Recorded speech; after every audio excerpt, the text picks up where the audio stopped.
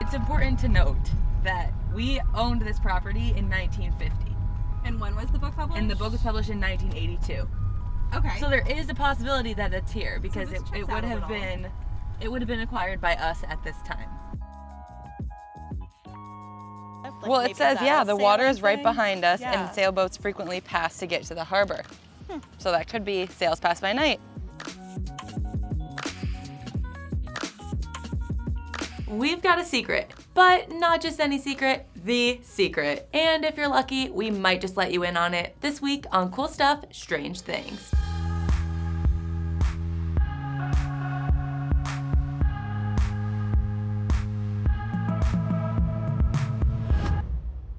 Okay, so The Secret is actually a book, and inside its pages, a real-life treasure map. That's right, we're on the hunt for buried treasure. But this isn't your typical 2 paces to the left and stop when you see the waterfall kind of map. The Secret is a true puzzle. In 1982, a publisher named Byron Price buried 12 casks in the ground across the United States. Legit, this man staged buried treasure and then gave us a map on where to find it. But, as one might imagine, no secret box buried in the earth is gonna be easy to find. Each clue in Price's book contains a drawing and a cryptic message, leading to where one may be able to find said buried treasure. At the time of the book's release, the treasure hunt was simply a publicity stunt. Price needed a way for the book to gain attention and build traction around the mystery of its pages. And in doing so, he believed that the treasures would be found fairly quickly. But to his dismay, this wasn't quite the case. To this day, 38 years later, only 3 of the 12 treasures have been uncovered. The first hit the surface 1 year after The Secret was published, and then the hunt went cold for about 21 years until the second box was discovered in Cleveland, Ohio. The third and final box was found just a few months ago by a family and group of construction workers in Boston, Massachusetts. So let's start with cask number 1. Discovered by 3 teenagers in Chicago, Illinois, I must say these boys were not your average Joes. They were smart and determined and in turn, very successful. Now, I've never been to Chicago, but my guess would be that even seasoned locals would have a hard time decoding the iconic landmarks hidden within this drawing. But the boys saw beyond the windmill's vanes to its base, the Chicago Water Tower. This structure, along with an upside-down Taurus or Chicago Bull, the Art Institute's Spirit of the Lake statue, and the Illinois State outline. Now, here's where I truly give them a round of applause. They began decoding the poem, attempting to make sense of the lines. With the initial spring-off point of the statue of Man and Beast, aka M&B, on the Congress Parkway, the boys were well on their way to buried treasure. Let's talk about what all of the hard work and perseverance gets you, aside from a job very well done.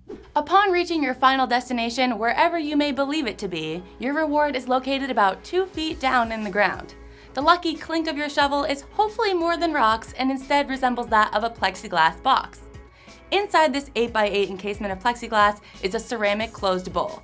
And inside this box, within a box, lies a key to unlock a very shiny, valuable prize, jewels. Okay, so they're a bit more valuable than these suckers, but precious gemstones are the bright and shiny end to this puzzling quest. Well, gemstones, and hello, bragging rights for life. So, are you intrigued? Because to be honest, The Secret has been consuming my thoughts for weeks now, which is why we're going to take a trip. Many treasure hunters believe that this page in the story leads them to the Fountain of Youth, but our team is convinced otherwise. While I'm extremely hopeful that we do uncover the plexiglass square in Ripley's backyard, it's hard to be so sure after the many attempts and unlucky digs in St. Augustine. But I have total confidence in my team. Kim Kiff, Ripley's St. Augustine General Manager, and Robbie Brake, St. Augustine local with a passion for hunting down Price's buried treasure.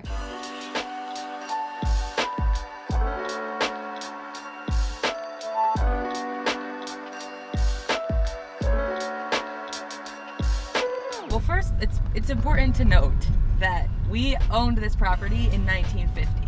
And when was the book published? And the book was published in 1982. Okay. So there is a possibility that it's here because So it this checks out would a have little. been acquired by us at this time. So in an episode of Expedition Unknown, which I have studied heavily, they dug for it in this park in the Fountain of Youth. Was there a park, national park or something? It's an attraction now, but I think kind of back in the day when this would have been, it probably was a little more open to the public. Right. So they dug there and they came up with nothing. And they dug in multiple places. It wasn't like they just picked a spot and hoped for the best.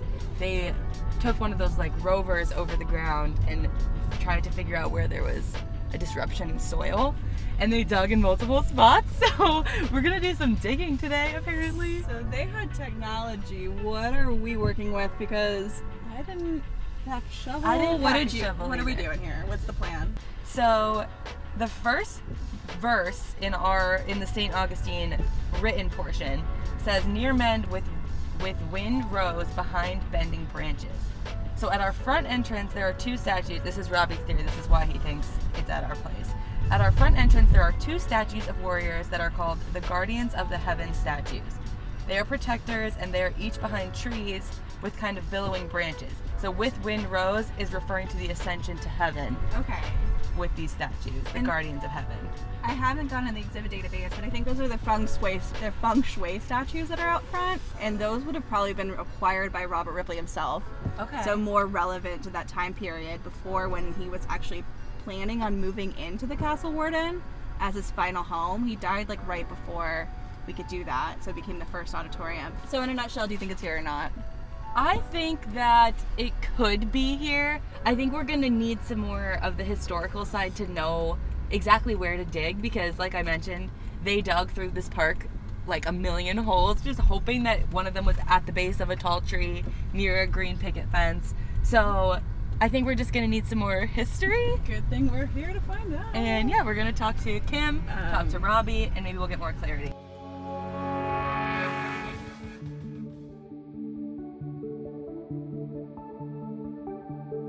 All right, so as I have mentioned, the man, the myth, the legend, this is Robbie. He came to us with this theory about the secret being buried on Ripley's auditorium property. So we kind of walked through a little bit of the background. We talked about where some other theories might be, but Robbie came to us and said, hey, I think this is at Ripley's. So he's gonna tell us a little bit about his story, if he's a secret treasure hunter we needed to know about, and we're gonna walk through his theories a little bit as to where the secret could be hidden on our property.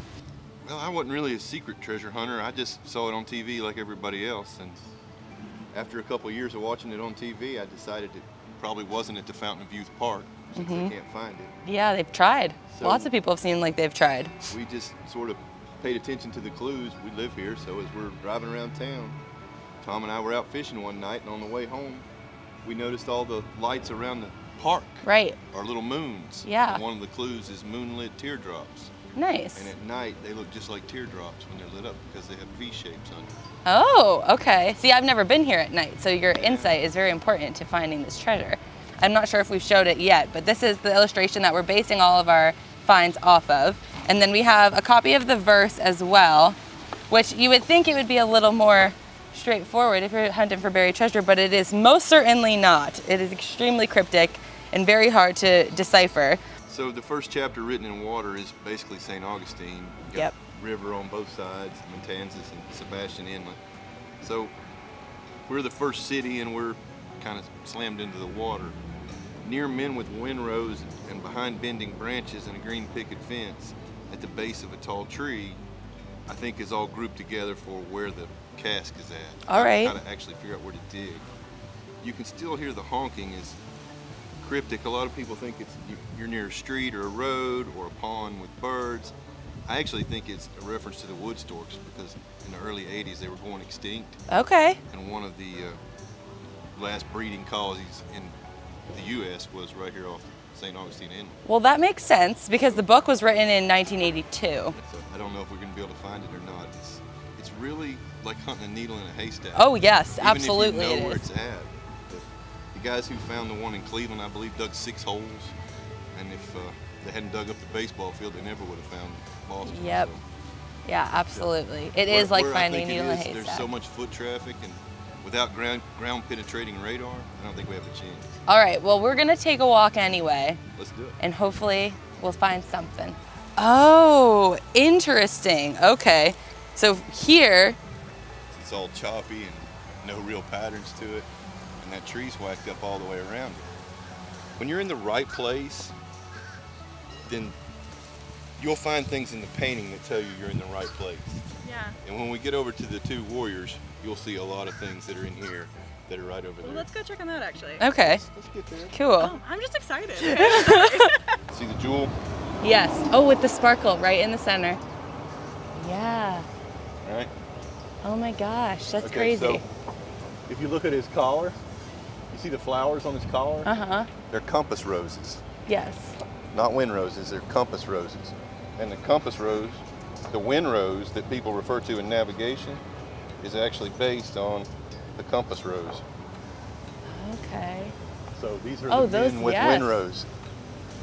Oh. Both of them have 4 or 5 wind rose on them. Rocks, behind bending branches, and a big tall palm tree right there. Very cool. Yep. I think you're on to something here, sir. And these guys could have easily been here since we've had the property. There's pictures of them in the 60s, but I think it's right behind these guys, next to one of the trees. The problem with the theory is the older pictures actually show them a little further down the street. So maybe it's next to that palm tree, maybe it's under the parking lot. Who knows? So I'm in the infamous redwood tree that has become what seems like the star of this Cool Stuff episode. And you can tell it's not very big. It's a little claustrophobic, to be honest. But yeah, as we mentioned, we acquired it in 1995, which is a little bit after The Secret was written. Actually, like 15 years, 12 years after. So it may not be the contender, the main contender, but it is definitely a Ripley's exhibit, to say the least. So now I'm sitting here with our expert on the Bion, Kim Kiff. She's our general manager here in St. Augustine. So Kim, you want to talk about your history with Ripley's a little bit? Sure. I've been with Ripley's for almost 20 years now. Awesome. And I started in Myrtle Beach and moved down to Florida, and I'm over our 4 properties here. I do a little bit of training with our leadership academies. Cool. I do a regional manager thing with some of the other Florida locations, so I wear a few hats here. Awesome. So today you're going to be kind of our fact checker. You're going to wear the hat of fact checker for us. So we just walked around with Robbie around the grounds of the Bion, and he gave us some insight as to where he thinks the treasure is going to be buried, but we kind of want to clarify with you just a little bit. Ask away. So first, the big elephant in the room is the giant redwood tree out front. Robbie seems to believe that this is the base of the tall tree that they talk about in the verse. However, we might seem that that's not the case. Well, unfortunately, from what I understand from the book, the treasures were buried in the 80s. Yes. And we didn't even own the log house at that point. So Okay. that would definitely not have been there when this book came out and when these treasures were buried. So unfortunately, I don't think that's a good indicator. Okay, so that one, we're gonna rule out that tree. We do have other trees across property, so it might be worth exploring some other trees. We have lots of tall trees. Awesome. Behind bending branches and a green picket fence. Talk about our picket fences in the past. Okay, so the Ripleys, believe it or not, it opened here in 1950, and there was a picket fence, in fact, out in front of it. The fences that I've seen in all of the historical photographs are all white. Now, if you look very carefully under the concrete posts out there, you're going to see a little bit of green paint here and there. We did. That is It was kind of exciting. Unfortunately, that green paint was not there in the 80s either. That is something that was done here probably around 2003. He also said you can still hear the honking. Okay, so this one, he actually talked to us about how there were birds that migrated here. But I know a lot of people said it was kind of the traffic.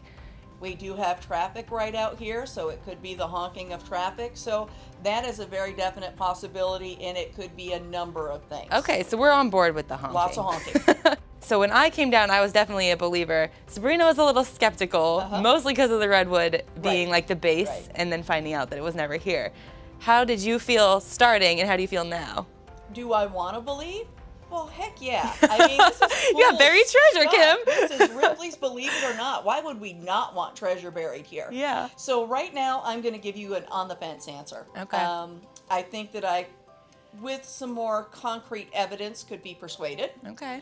But right now, I am squarely on top of that picket fence. Okay, the green picket fence. The green picket fence, yes. Love it. All right, well, thanks, Kim. All this right, is awesome. thank you. Thanks for being our in-house historian. It is my pleasure. As much as I was hoping to be showered in riches, I will say I had a ton of fun on this wild hunt, and I hope you all did too. But before we wrap up this episode of Cool Stuff, Strange Things, be sure to hit that subscribe button and throw our channel some love. Or next time, you might miss out on all the secrets. I'm Steph DeSazio, and we'll see you next week. You're not doing your like Instagram face. My Instagram face. What are my Instagram faces? You want me to flash my rings? You could do the sound. A crab. Oh my god, he's legit.